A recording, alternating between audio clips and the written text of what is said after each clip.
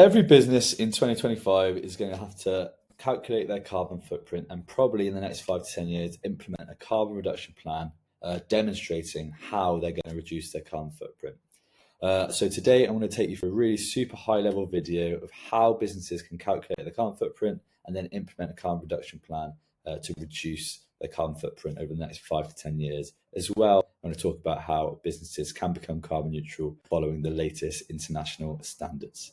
Hello, my name is Fraser. I'm CEO and founder of the Carbon Stamp, where we help businesses calculate and reduce their carbon footprints. We've worked with a number of businesses and organisations now across multiple sectors on helping them calculate, reduce and offset their carbon footprint.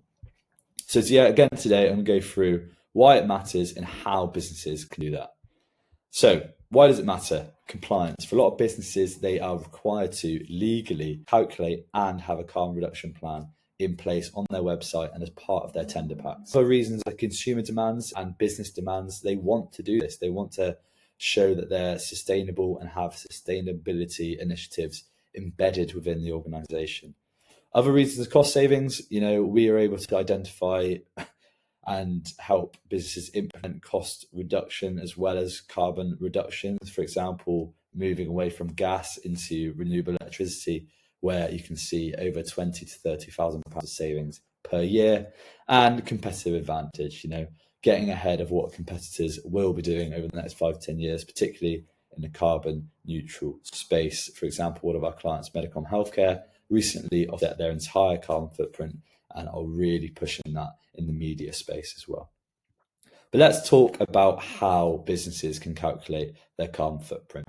Okay, so what we do and what every businesses across the UK are pretty much doing, as well as seeing the stat, is using the GHG Protocol corporate standard. This is the global standard used by pretty much every business today and is what mandated by public procurement bodies to be using. And as you can see this stat here, it is used by over 90% of the FTSE 500 companies. I think it's actually over 97%.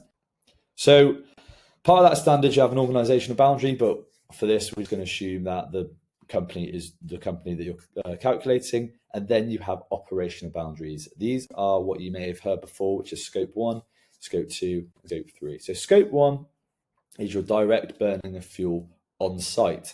So a lot of businesses are remote nowadays, so this is quite small, but for those manufacturing businesses we work with, this can be a really big one. So for example, Addis that we work with, they've got multiple company vehicles. They've got mains gas being used for heating in their warehouse section, and they've also got fridges on site as well. So company vehicles, this could be for sales cars, sales staff, and then if you've got your own fleet vehicles like that for lorries and transport. And then how you typically measure this is just through the total mileage of the year per fuel. So for example, if you've got a sales staff, he's done 10,000 miles in his electric Tesla, let's say, you then multiply that by the latest DEFRA emissions factor. And that goes through the same with the mains gas and refrigerant top up. You're finding out that activity data and multiplying it by the latest emission factor. Then goes with scope 2. This is purchased electricity. Typically, you've also got purchased heating and cooling. We don't see that too often in the UK, but purchased electricity is the key one. But one little nuance with electricity is there's two approaches which you are mandated to report in your GHG Protocol report. So there's two ways to calculate electricity. You've got location-based, which is the average grid emissions multiplied by the kilowatt hours used for that reporting period. And then you've got market-based, which is the supplier-specific emissions, which is usually to do with renewable energy. If you want 100% renewable energy tariff and you've got the renewable energy certificates to back it up, you'll be 0 tons of carbon dioxide equivalent. That's why it's really important to have them both in the GHG Protocol aligned report. Then finally, scope 3, which is predominantly your biggest category. You've got biggest operational boundary. You've got 15 categories here to calculate your emissions from. Some of the key ones being purchases and services, business travel, employee commuting, waste disposal, and then the transportation and distribution of goods, which is typically your biggest for manufacturers in the UK, which we've found. So as noted, this is the hardest, but definitely the most important scope.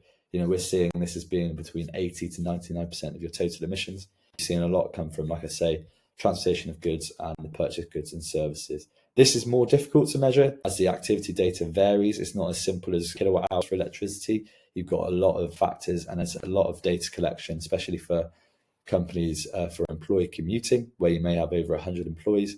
You're trying to gather that information, that data, which can be really difficult. But what we do at the Carbon Stamp, we streamline that and make it as simple as possible and make it as efficient as possible within a 2 to 4 week time frame. So you've gathered all your data. What's the universal formula? What do you have to do? So you take your activity data for that specific scope or that specific activity, and then you multiply that by the emissions factor, which then gives you emissions in tons of carbon dioxide equivalent. And here we go. Here's a real life example. So for example, you've got 200,000 kilowatt hours of electricity used, purchased over the reporting period. So say 2024, between 1st of Jan to the 31st of December.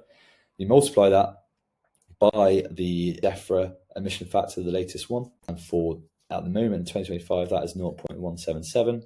And that gives you the total in kilogram hours carbon dioxide equivalent. And then you convert that into tons just for simplicity and comparability. So that would be 35.5 tons. Then what you've got to do is just do that again for every single relevant scope for your business. As mentioned, do this for all relevant sums and sources, and then sum all the scopes. So you've got scope 1, 2, and 3, and that equals your total carbon footprint. It really is as straightforward as that. I appreciate there's a lot of issues in terms of data collection and also identifying what is relevant and also identifying the correct emission factors. And that's kind of what we do at the Carbon Stamp, help businesses do that. So what are the next steps after you've calculated your carbon footprint? Is writing a GHG protocol aligned carbon impact report. It is then creating a carbon reduction plan that is super specific to the business that you're calculating for.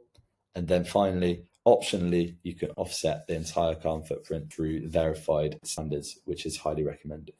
Now, I hope you guys enjoyed that video, a really quick run through of how to calculate your carbon footprint in 2025. If you've got any questions, just drop me a message or reach out to me at fraser@thecarbonstamp.com. Thank you.